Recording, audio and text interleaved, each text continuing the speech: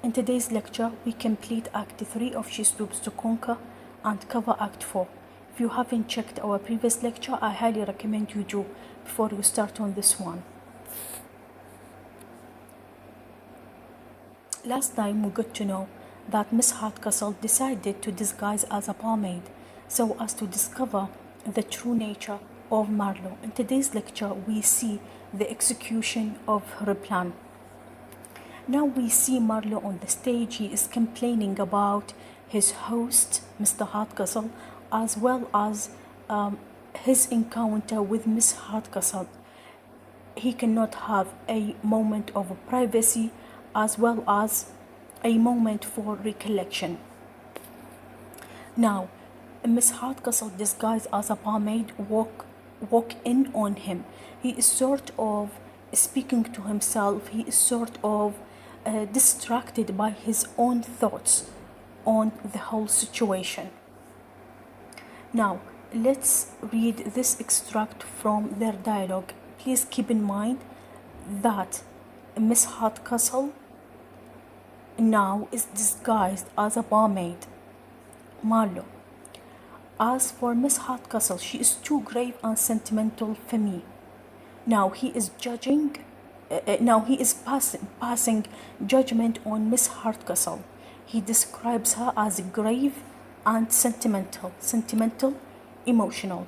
Miss Hardcastle: did your honor call? She still places herself before him, he turning away. No, child, musing. Besides, from the glimpse I had of her, I think she squints. Now he is passing judgment on Miss Hardcastle, but he doesn't know that he is speaking to Miss Hardcastle. Now, I think she squints. Squints means cross-eyed. Now, Miss Hardcastle, disguised as a barmaid, she is so beautiful, so he starts to flirt with her. He starts to tease her. Now, as we knew from the previous lectures, Marlowe has no problem flirting with common girls, with bar girls. Okay, now especially in this part of the play, I see a witty use of language. She Stoops to Conquer in particular, and comedies in general, have this witty use of language. Now, see this. Marlowe: one may call in this house, I find, to very little purpose. Suppose I should call for a taste, just by way of a trial of the nectar of your lips. Perhaps I might be disappointed in that too. So he is indirectly asking to kiss her. Miss Hardcastle: nectar, that is a liquor there is no call for in these parts. So she tries to give him the impression that she doesn't know what he is speaking about, because in her thoughts, nectar is a sort of French wine. French? I suppose we sell no French wines here, sir. Then he asks about her age, to which she replies in a very intelligent way. She says, women and music should not be dated. Women and music should not be dated.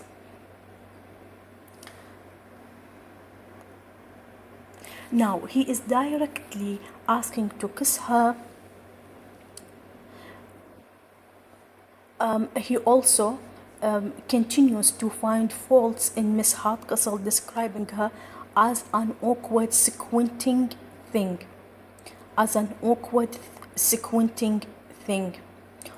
Now, the judgments that he passes on to Miss Hardcastle are awkward, sentimental, squinting, and others. These are all negative qualities. Now he also tells her that women are usually infatuated with him. He specifically mentions the ladies' club in town. Now, we see at the end of Act 3 that Marlo squeezes her hand, or Marlo seizes her hand. Okay, at this very point, Mr. Hardcastle walks in on them. Imagine Mr. Hardcastle walks in on Marlo and Miss Hardcastle, almost holding hands. Now, Mr. Hardcastle knows this man, recognizes this man, and he recognizes his daughter. She is not disguised for him. Okay, so the whole situation is awkward and caused Mr. Hardcastle to be angry. Now let's read this. Mr. Hardcastle comes in, surprised to see them as such. He starts to shout resentfully. He says that he sets the bar high for the one who tends to be his son-in-law, and Marlo definitely is not fitting into his model, and that he intends to remove him from the place this hour. Please put this in mind. He sets the bar high for the one that intends to get married to his daughter.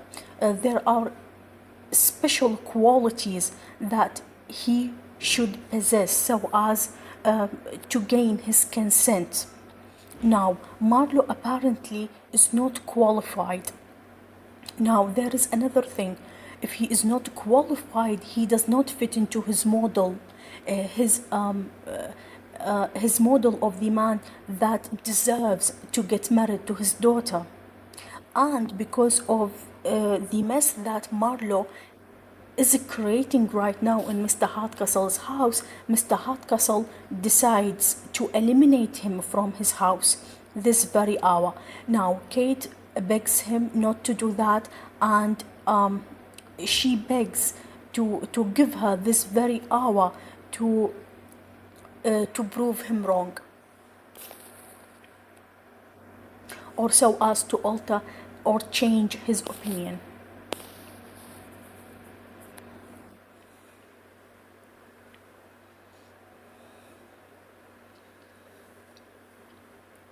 Now we start on Act 4.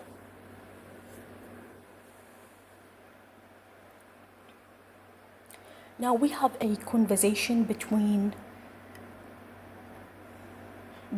Neville and Hastings, and Neville informs him that Mr. Charles Marlowe is on the way to Mr. Hardcastle's mansion. Now, this causes some urgency. Why? Because Mr. Charles Marlowe definitely will recognize Hastings, so he should flee or elope with Neville this very hour. Okay, they have to speed up their elopement. Now there is a new problem that emerges to the surface, which is the fact that Hastings put the casket of Neville's jewels into Marlowe's hands because he has the key of their baggages. Now, we see that Marlowe has committed a very unforgivable mistake, which is the fact that he handed the casket of the jewels to one of his servants and asked him to deposit this very casket with the landlady. Now, as I said over and over, Marlowe is still deceived. He still believes he is in an inn. So he thought that it is better to deposit this casket of jewels with the landlady of this inn. The landlady of this inn. Who is the landlady of this inn? She is Mrs. Hardcastle. Okay, so this is really ironic. I have written in here, this is ironic because the landlady is Mrs. Hardcastle, who has been robbed of the same casket. Now you see the circle. We are starting this whole circle all over again. Now Hastings and Marlowe on the stage. They are Marlowe confides in Hastings. He is his friend. He tells him that he is infatuated with the barmaid that is on this place. Of course, Hastings knows that the barmaid is Miss Hardcastle. Now, Hastings reminds him or warns him not to corrupt the girl's innocence, okay, not to rob her of virtue. Marlowe says if she is virtuous, he is definitely not going to corrupt her innocence. Now, they also talk about the casket. Marlowe says that he has handed it out to the landlady. Of course, Hastings is shocked right now, but he cannot show his uneasiness because otherwise he is going to reveal or undeceive Marlowe that they are in Mr. Hardcastle's house, not an inn. So he tries to, but he tries to hold back his emotions, to hold back his uneasiness, so as not to reveal everything. Now here is a very beautiful adage that is used by Marlowe. He says, since I deposited this casket with the landlady, it is like a guinea in a miser's purse, like a guinea in a miser's purse, which means it is a very safe place for your caskets to be kept.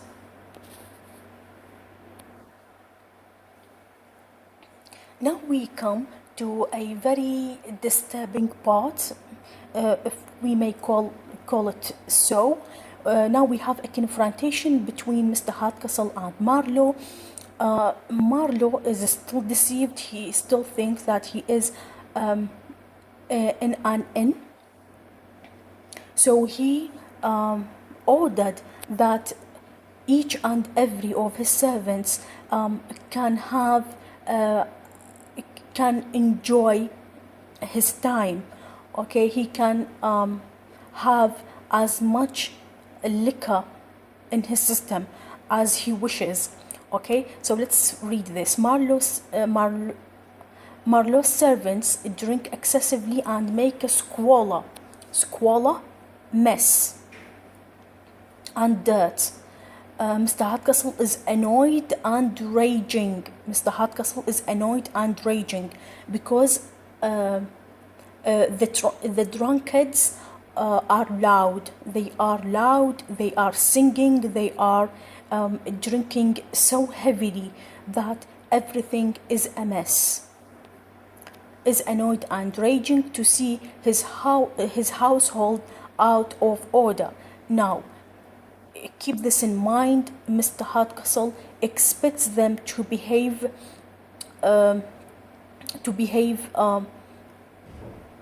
in a nice way because they are guests at his house, and Marlowe thinks that the more they drink, the more he's going to pay, which means to the benefit of the inn that he is at with his servants. So if you remember, I talked about this, the expectation versus reality situation.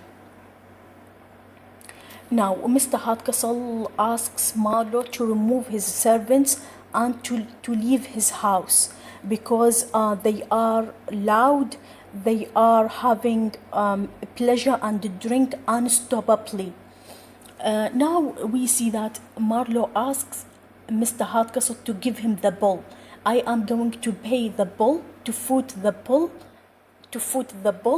and I am going to remove my servants and eliminate myself altogether.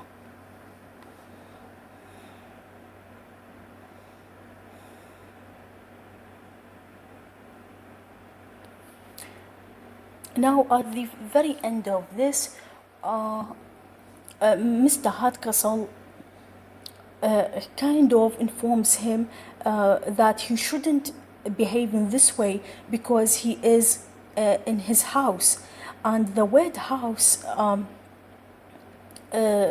struck confusion in Marlowe's head. Now, he didn't say, you are making a mess in my inn. He says, you are making a mess in my house. So in order to make sure whether he is in a house or in an inn, he decided to ask the barmaid. The barmaid is Miss Hardcastle disguised, as you got to know at the beginning of this lecture. Now, Marlowe asks her what she is doing on this place. She says that she is a poor relative of the family, and that this is Mr. Hardcastle's mansion. Of course, this piece of information was a huge surprise to Marlowe. He didn't expect that. He didn't expect that he is in a mansion and it is Mr. Hardcastle's mansion.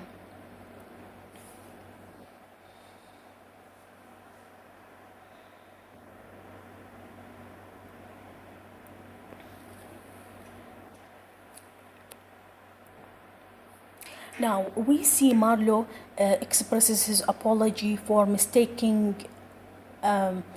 this girl for a barmaid.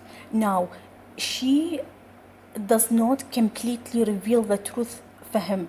She says that you are in Mr. Hardcastle's house, but she does not reveal her identity for him.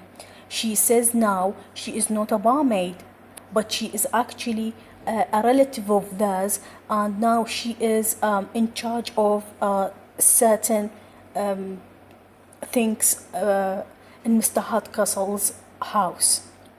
Now he apologizes for mistaking her. Especially he apologizes for mistaking her simplicity and assiduity for assurance and allurement. I am sorry because I tried to seduce you. I am sorry because I tried to tempt you.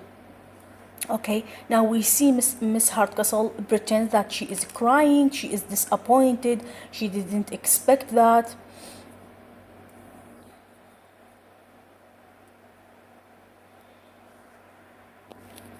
And he actually is touched by her innocence, by her tenderness, by her virtue. Now, he said that he cannot have a virtuous relationship with her.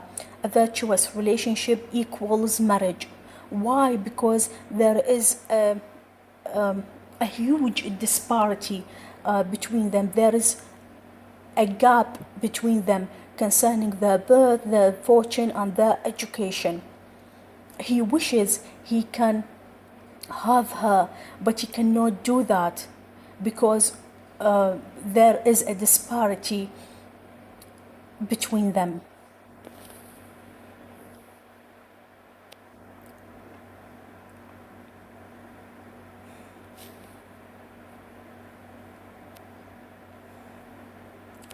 Now let's read this. He is touched by her tenderness and innocence and says that the difference of their fortune, birth, and education is the reason why he cannot have an honorable relation with her. Kate begins to admire him for not wanting to seduce an innocent girl, because he says that when he discovered that she is virtuous and innocent, she is a relative of Mr. Hardcastle, he ceased from tempting and trying to seduce her. Okay, and this is a quality in him that she recognized. He does not like to corrupt anyone's innocence. She tells him that her family is not less honorable than Miss Hardcastle, except for money. She says that her family is an honorable family. They have their own traditions and values, but they lack money. And here we come to a very significant thing when it comes to sentimental comedy, when it comes to comedy of manner as well, which is the fact that the two lovers have to marry into society. The two lovers have to marry into society. He is bewitched by her, but he owes too much to the opinion of the world. He is now bewitched by her, but he owes too much to the opinion of the world. No matter how infatuated he is with a woman, he cannot marry her if she is not at the same rank of fortune, education, and society. So now he owes too much to the opinion of the world and his father's authority. It is hard to say no to society. It is hard to say no to his father's authority. So it is going to cost him too much not to marry into society. Kate decides to undeceive her father. Now, Kate, we are going to see this later in Act 5. She is going to tell her father that Marlowe was deceived into believing that he is in an inn.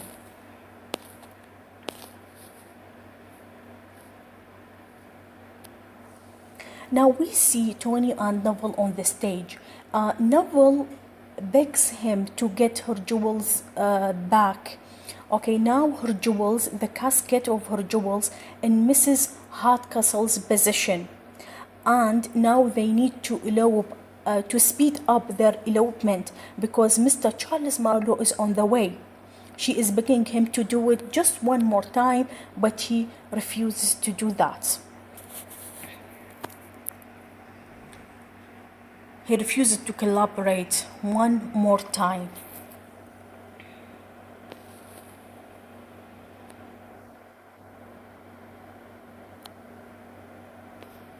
They were conversing, Tony and Neville, when Mrs. Hardcastle walks in on them. She thinks they were flirting, and they put on an act in front of Mrs. Hardcastle. They put on an act. They pretend that they are in love, that they are flirting with one another, but they are actually not. They are just conversing over the casket.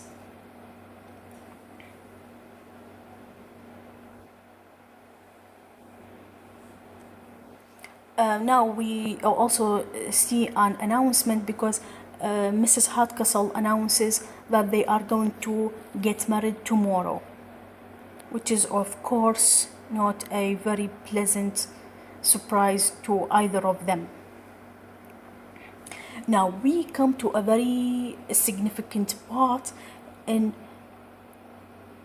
today's lecture, which is a huge revelation that contributes to the development of the plot in She Stoops to Conquer. Now we have Diggory. As you got to know from the previous lectures, that Diggory is one of Mr. Hardcastle's servants. He walks in on them. Mr. Hardcastle, Tony, and Neville, they are conferring, and he is with a letter.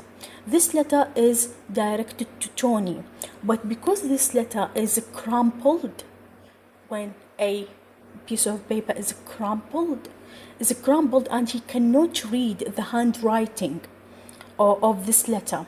So he tells Diggory to give it over to his mother to read. But Neville sensed that there is something with the letter. She knew it is from Hastings, so it should not be read by Mrs. Hardcastle.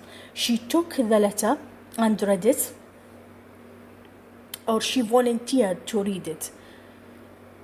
Now let's see what the letter is about, or what she tells them the letter is about. She says it is about a fight between the Shake Bag Club and the Goose Green Club. When she hands it out to Tony, he immediately throws it on his mother. Okay, this is a very stupid thing to do. He just snatched the letter from her hand and went and threw it on his mother to read. Now, Mrs. Hardcastle knows about the elopement, knows about Hastings and Neville's relationship. Now she knows everything, every secret between Neville and Hastings is disclosed. Why? Because in the letter, Hastings asks Tony to give him a pair of horses so that they elope as soon as they can. Now, of course, Mrs. Hardcastle is very resentful. She cannot handle such a piece of information, and she decides to punish Neville. She says that she is going to remove Neville to Aunt Pettigrew, and Aunt Pettigrew is miles away from Mr. Hardcastle's house. Now, this is the consequence of Tony's stupidity. Neville accuses him of being stupid, fool, simpleton. All these adjectives can be ascribed to Tony, especially in this situation. He reveals everything, or he revealed everything to his mother in a very stupid manner.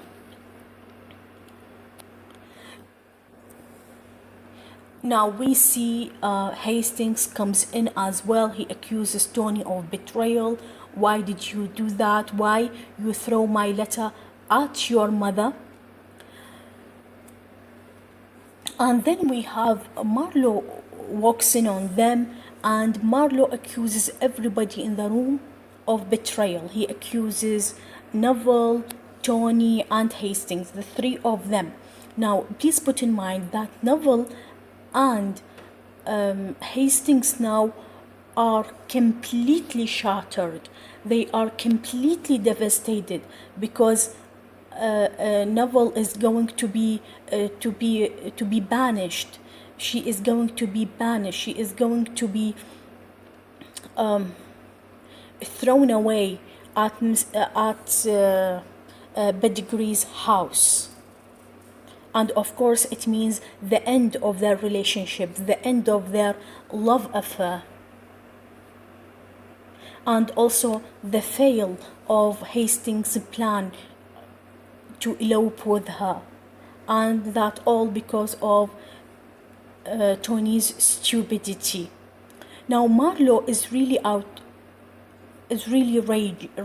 raging, and he feels betrayed and disappointed because he was laughed at by everyone. He was laughed at by Tony, who deceived him in the first place. He was laughed at by Neville and Hastings, who came to know that they are all deceived, but they kept him deceived as well. They proliferated Tony's deception. Okay, so he feels disappointed, he feels betrayed, he feels frustrated with them all. Maybe especially Hastings, because he's a friend. Now let's read this extract from their dialogue. Miss Neville, and the Sir is the gentleman to whom we all owe every obligation. Like, Tony is the one who caused all of our miseries. Marlowe, what can I say to him? A mere boy, an idiot, whose ignorance and age are a protection. If he was not ignorant and not yet coming of age, he wouldn't find a sanctuary to or an excuse for all of his follies. A poor contemptible booby, that would but disgrace correction. Miss Neville, yet with cunning and malice enough to make himself merry with all our embarrassment. Make himself merry with all our embarrassments. Hastings, an insensible cub, a small fox. Marlowe, replete with the tricks and mischief, replete, full, satiated with the tricks and mischief, harm, badness. Tony, boh, damn, but I will fight you both, one after the other, with baskets. Look how simpleton he is. Now at the very end of Act 4, we see a servant enters. He asks Miss Neville to prepare to get ready to leave to Miss Pettigrew's house. And of course she feels disappointed.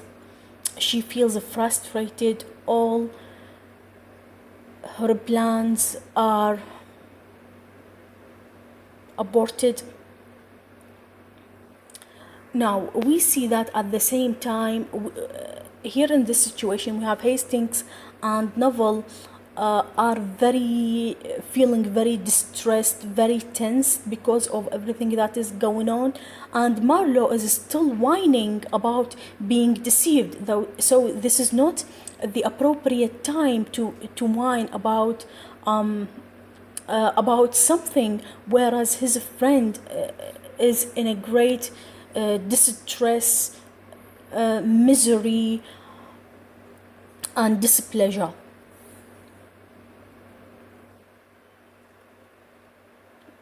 Of course, they said that it is no time to complain because their love affair is doomed to failure and pain. Now Marlowe also apologizes to them, and of course he accuses Tony of every misfortune that they experience. Now let's read this. Marlowe apologizes and turns Tony's attention to his folly, which is amusing to him but a disappointment to other people. Now we see at the very end of Act 4, Tony sort of promising them of something that is going to change the outcome of his follies, that is going to turn their embarrassment, their disappointments, their frustrations into something desirable.